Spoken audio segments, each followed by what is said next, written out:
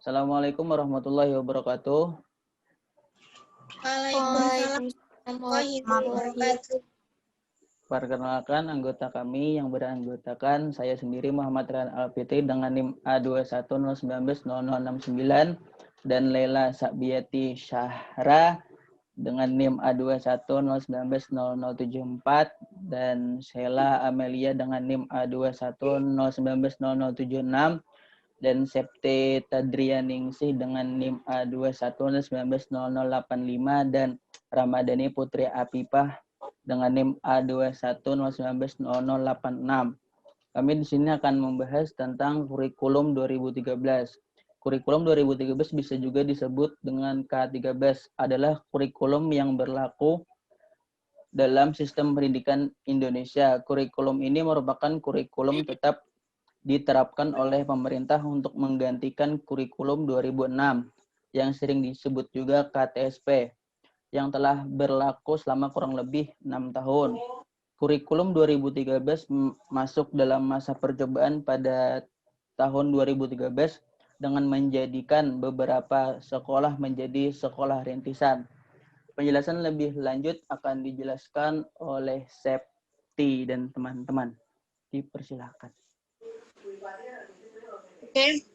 Yang pertama, penjelasan mengenai kurikulum 2013. Kurikulum 2013 adalah kurikulum yang berbasis karakter dan kompetensi dasar yang lahir sebagai jawaban terhadap berbagai kritikan terhadap kurikulum 2006. Tujuannya untuk mendorong peserta didik aktif dalam pembelajaran, mampu lebih baik melakukan observasi, bernalar, dan mengkomunikasikan atau mempresentasikan yang mereka peroleh dari setelah menerima materi pelajaran. Kurikulum 2013 ini salah satu upaya pemerintah untuk mencapai keunggulan masyarakat, bangsa dalam penguasaan ilmu dan teknologi, serta menghasilkan insan Indonesia yang produktif, kreatif, inovatif, dan afektif. Dalam kurikulum 2013 ini lebih bertumpu pada aktivitas siswa di kelas. Guru tidak lagi menjelaskan semua konsep, melainkan membantu siswa untuk menemukan konsep. Sehingga penerapan ini menuntut guru untuk lebih aktif, lebih kreatif dalam kegiatan belajar. Untuk yang kedua, landasan kurikulum 2013. Yang pertama, secara yuridis. Berdasarkan Pancasila dan Undang-Undang Dasar 1945, Undang-Undang Nomor 20 Tahun 2003 tentang Sistem Pendidikan Nasional, Peraturan Pemerintah Nomor 19 Tahun 2005, dan Peraturan Menteri Pendidikan Nasional Nomor 23 Tahun 2006 tentang Standar Kompetensi Lulusan dan Peraturan Menteri Pendidikan Nasional Nomor 22 Tahun 2006 tentang Standar Isi. Lebih lanjut, pengembangan kurikulum lainnya adalah Instruksi Presiden Republik Indonesia tahun 2010 tentang pendidikan karakter pembelajaran aktif dan pendidikan kewirausahaan. Kedua, secara filosofi. Ketiga dimensi kehidupan bangsa, masa lalu, masa sekarang, dan masa yang akan datang, menjadi landasan filosofis pengembangan kurikulum. Pewarisan nilai dan prestasi bangsa di masa lalu akan memberikan dasar kehidupan bangsa dan individu yang diperlukan bagi kehidupan masa kini dan masa yang akan datang. Dari ketiga dimensi tersebut, kurikulum selalu menempatkan peserta didik dalam lingkungan sosial budaya, mengembangkan kehidupan peserta didik sebagai warga negara yang tidak kehilangan kepribadian dan kualitas untuk membangun kehidupan masa kini dan masa yang akan datang lebih baik lagi. Ketiga, historis nasional. Kurikulum mengalami perubahan dari waktu ke waktu, yaitu tahun 1947, 1955, 1964, 1968, 1975, 1975, 1984, 1994, 2004, 2006, dan kurikulum sekarang 2013. Indonesia merupakan negara yang sering berganti kurikulum. perubahan kurikulum dari tahun ke tahun ini memiliki kelebihan dan kekurangannya masing-masing. Sehingga dilakukannya evaluasi pada kurikulum agar perubahan kurikulum juga terjadi karena kurikulum yang telah ada sebelumnya masih memiliki banyak kekurangan. Kekurangan yang harus diperbaiki. Karena jika kurikulum tidak mengalami perubahan sesuai dengan perkembangan zaman, maka sistem pendidikan di Indonesia akan menghasilkan siswa yang memiliki pengetahuan yang terbatas dalam menghadapi perubahan yang ada. Keempat, secara sosiologis. Peserta didik mendapatkan pendidikan formal, informal, maupun non-formal dalam lingkungan masyarakat dan diarahkan agar mampu terjun dalam kehidupan bermasyarakat. Indonesia merupakan negara yang terdiri dari banyak suku. Tiap masyarakat memiliki norma dan adat kebiasaan yang harus dipatuhi. Norma dan adat kebiasaan tersebut memiliki corak nilai yang berbeda. Masing-masing masyarakat juga memiliki latar belakang kebudayaan yang berbeda. Hal ini menjadi pertimbangan dan pengembangan sebuah kurikulum. Yang kelima, secara psikologis. Mengubah perilaku peserta didik ke arah yang diterapkan oleh pendidikan. Maka tentu saja dalam mengembangkan kurikulum pendidikan harus menggunakan asumsi-asumsi atau landasan yang bersumber dari studi ilmiah bidang psikologi. Nah, psikologi perkembangan dibutuhkan terutama dalam menentukan isi kurikulum yang diberikan kepada siswa, baik tingkat kedalaman dan keluasan materi, tingkat kesulitan dan kelayakannya. Yang keenam, secara empiris. Berdasarkan dari kejadian kurikulum sebelumnya, kejadian tersebut menjadi titik tolak dasar pijakan melalui penelitian. Berbagai kasus yang berkaitan dengan penyalahgunaan wewenang, memanipulasi, termasuk masih adanya kecurangan di dalam ujian nasional. Menunjukkan mendesaknya upaya menumbuhkan budaya jujur dan anti korupsi melalui kegiatan pembelajaran di dalam satuan pendidikan. Maka, kurikulum harus mampu memandu upaya karakteristik nilai-nilai kejujuran pada peserta didik. Untuk yang ketujuh, secara teoritis. Kurikulum 2013 dikembangkan atas dasar teori-teori pendidikan berdasarkan standar dan teori kurikulum berbasis kompetensi. Standar kualitas nasional dinyatakan sebagai standar kompetensi lulusan. Standar kompetensi lulusan mencakup sikap, pengetahuan, dan keterampilan. Standar kompetensi lulusan dikembangkan menjadi standar kompetensi lulusan satuan pendidikan yaitu SKL, SD atau MI, SMP atau MTS, SMA atau MA, dan SMK atau MAK. Kemudian akan dilanjutkan oleh Sheila. Selanjutnya ada proses pembelajaran. Proses pembelajaran kurikulum 2013 terdiri atas pembelajaran intrakurikuler dan pembelajaran ekstrakurikuler. Pembelajaran intrakurikuler didasarkan pada prinsip sebagai berikut. Yang pertama saya akan menjelaskan tentang arti dari proses pembelajaran intrakurikuler itu sendiri. Proses pembelajaran intrakurikuler adalah proses pembelajaran yang berkenaan dengan mata pelajaran dalam struktur kurikulum dan dilakukan di kelas, sekolah, dan masyarakat. Proses pembelajaran di SD berdasarkan tema, sedangkan di SMA, SMP, dan SMK berdasarkan rencana pelaksanaan pembelajaran yang dikembangkan oleh guru. Proses pembelajaran dikembangkan atas pembelajaran siswa aktif melalui mengamati, kegiatan mengamati seperti melihat, membaca, mendengar, menyimak, dan bertanya, seperti lisan dan tulis, menganalisis, menghubungkan, menentukan, berkaitan, membangun cerita atau konsep, dan mengkomunikasikan seperti lisan, tulis, gambar, grafik, tabel, chart, dan lain-lain. Selanjutnya, pembelajaran remedial dilakukan untuk membantu peserta didik untuk menguasai kompetensi yang kurang. Remedial dilakukan atas dasar analisis terhadap tes, ulangan, dan tugas setiap peserta didik. Penilaian hasil belajar mencakup seluruh aspek kompetisi bersifat formatif. Yang kedua ada proses pembelajaran ekstrakurikuler. yaitu suatu aktivitas yang dilakukan di luar kegiatan pembelajaran di dalam kelas atau terjadwal secara rutin setiap minggu. Kegiatan ekstrakurikuler terdiri atas kegiatan wajib dan pilihan. Salah satunya pramuka. Pramuka merupakan kegiatan ekstrakurikuler wajib. Dengan ini hasilnya digunakan sebagai unsur pendukung kegiatan ekstrakurikuler. Selanjutnya, saya akan menjelaskan tentang pola perubahan paradigma atau pola pikir kurikulum 2013. Ada 4. Yang pertama, materi. Di materi terdapat 6 pola perubahan paradigma atau pola pikir kurikulum. Yang pertama ada standar kompetensi lulusan diturunkan dari kebutuhan. Yang kedua ada standar isi diturunkan dari standar kompetensi lulusan melalui kompetensi inti yang bebas mata pelajaran. Yang ketiga ada semua mata pelajaran harus berkontribusi terhadap pembentukan sikap, keterampilan, dan pengetahuan. Keempat ada mata pelajaran diturunkan dari kompetensi yang ingin dicapai. Kelima, semua mata pelajaran diikat oleh kompetensi inti atau tiap kelas. Dan keenam, mengakomodasikan konten lokal, nasional, dan internasional, antara lain TIMMS, PISA, dan PIRLS. Yang kedua ada proses.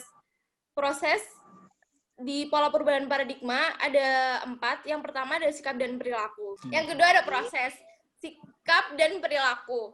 Menerima dan menjalankan, menghargai, menghayati, dan mengamalkan. Maksudnya, yang pertama ada beriman, berakhlak mulia, seperti jujur, disiplin, tanggung jawab, peduli, dan santun.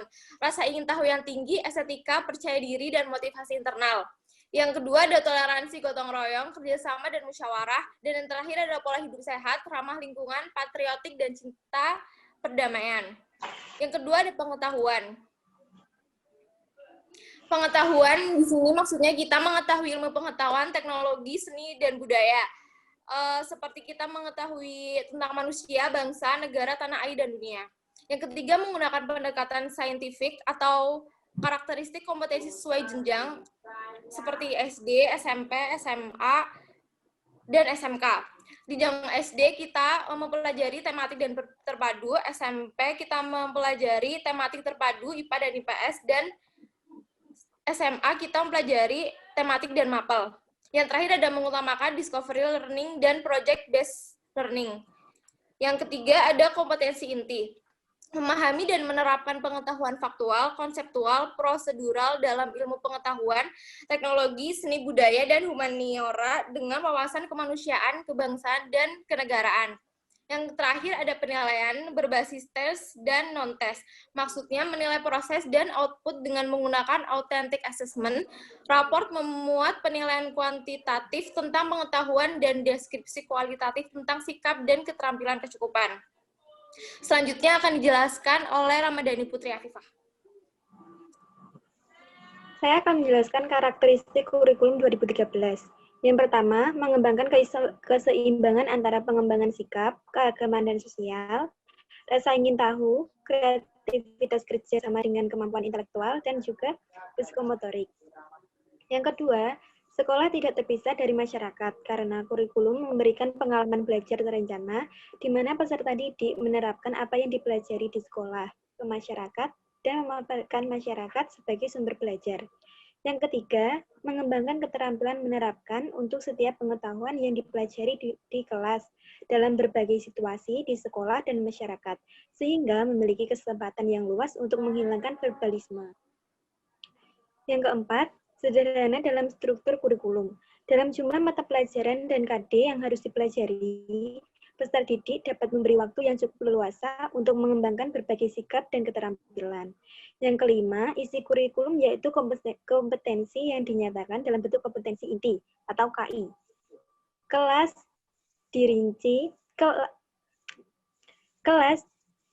dan dirinci lebih lanjut dalam kompetensi dasar KD dalam mata pelajaran. Kompetensi inti KI bukan merupakan gambaran kategorial, tetapi interaktif mengenai kompetensi dan aspek sikap, pengetahuan, dan keterampilan, kognitif, dan psikomotor, yang harus dipelajari peserta didik untuk suatu jenjang sekolah, kelas, dan mata pelajaran. Kompetensi inti adalah kualitas yang harus dimiliki seseorang peserta didik untuk setiap kelas melalui pembelajaran KD yang diorganisasikan dalam proses pembelajaran siswa aktif. Kemudian yang ketujuh, kompetensi dasar. Merupakan kompetensi yang dipelajari peserta didik untuk suatu tema di SD atau MI dan untuk materi pokok suatu mata pelajaran di kelas tertentu di SMP atau MTS, SMA atau MA, SMK, juga MAK.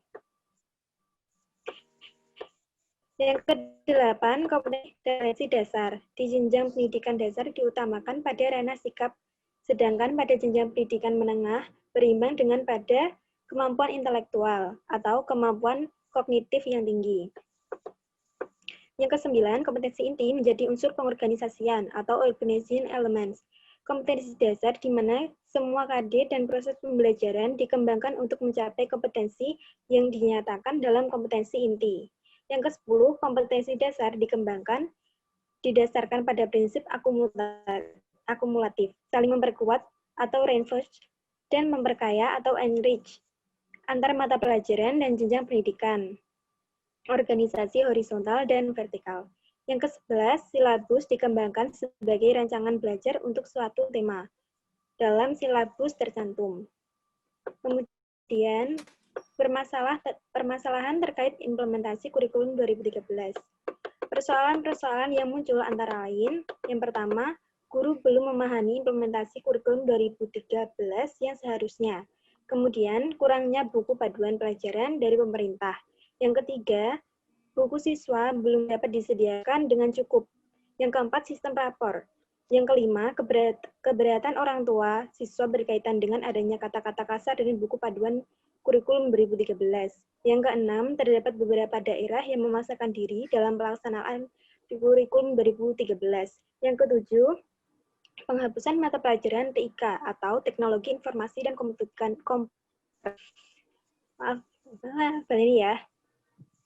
Yang ketujuh, penghapusan mata pelajaran TIK atau Teknologi Informasi dan Komputer di SMP berimplikasi besar terhadap eksistensi para pengampu di bidang TIK yang latar belakang pendidikannya TIK. Yang kedelapan, penjurusan atau peminatan di SMA yang dimulai begitu murid masuk di kelas 1 menimbulkan persoalan manajerial baru ihwal persyaratan pemilihan jurusan minat.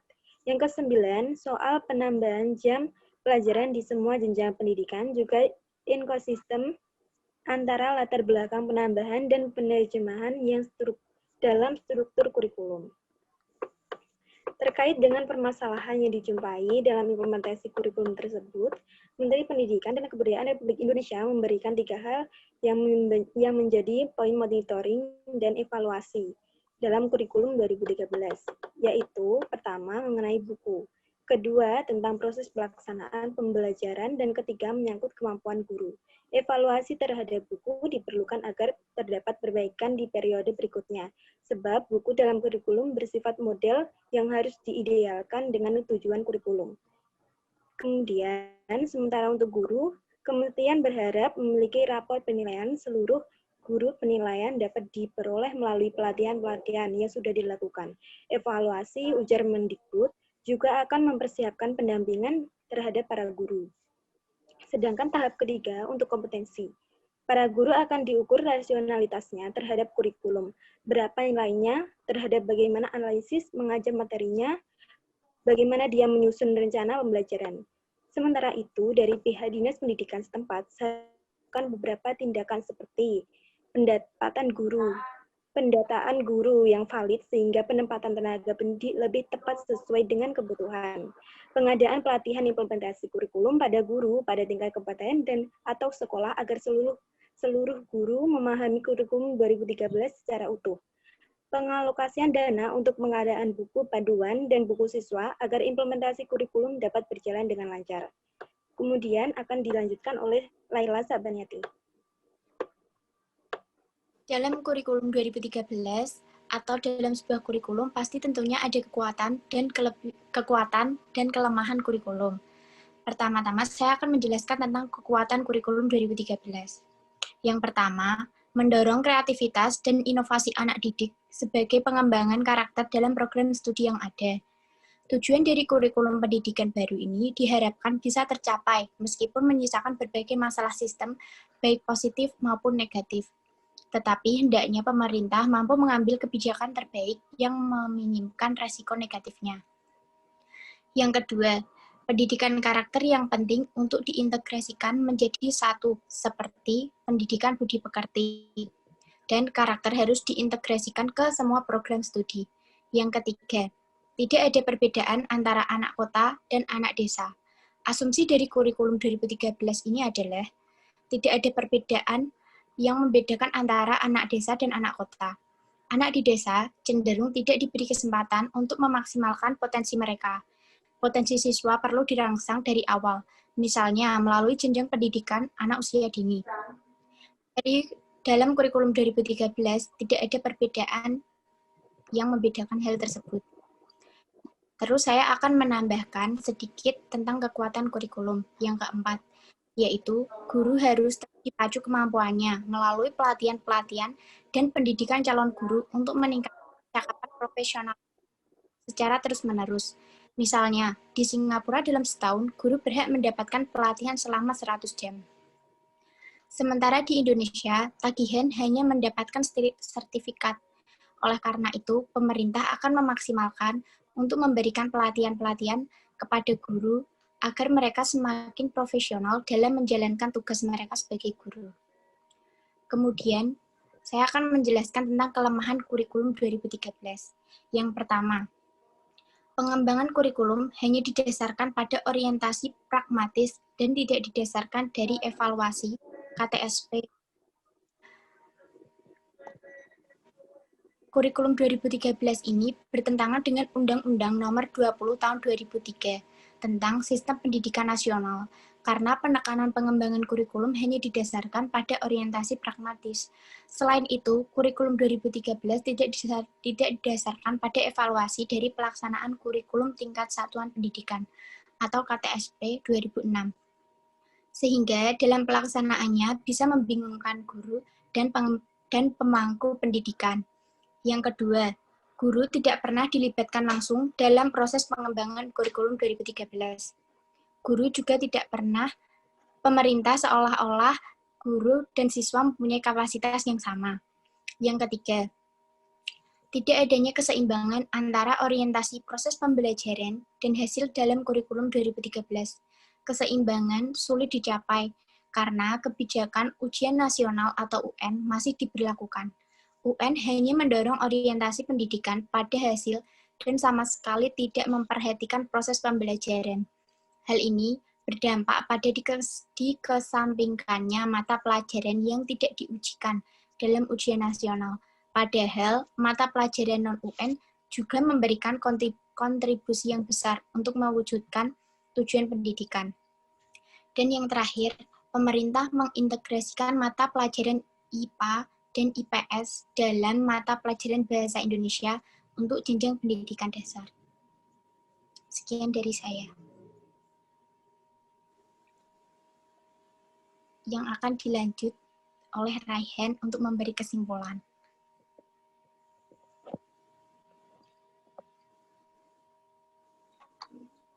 Kesimpulan dari semua ini adalah penerapan kurikulum 2013 menyisakan permasalahan teknis di lapangan. Munculnya pro dan kontra. Hal ini diakibatkan kebijakan yang pemerintah tidak sesuai dengan harapan dan kondisi yang ada di lapangan. Para guru yang ditunjuk sebagai pelaksana kurikulum merasa bingung dengan diterapkan kurikulum 2013 ini. Kebanyakan dari mereka masih menggunakan kurikulum sebelumnya, yakni kurikulum KTSP. Dalam pembelajarannya, karena mereka belum begitu paham dengan kurikulum 2013 yang sebenarnya, padahal beberapa dari mereka telah dilatih dalam persiapan pelaksanaan kurikulum 2013. Salah satu perbedaan antara kurikulum 2013 dengan kurikulum sebelumnya adalah buku siswa dan buku guru yang telah disediakan oleh pemerintah pusat sebagai buku wajib sumber belajar di sekolah. Mungkin hanya itu yang bisa kami sampaikan. Saya ucapkan wassalamualaikum warahmatullahi wabarakatuh.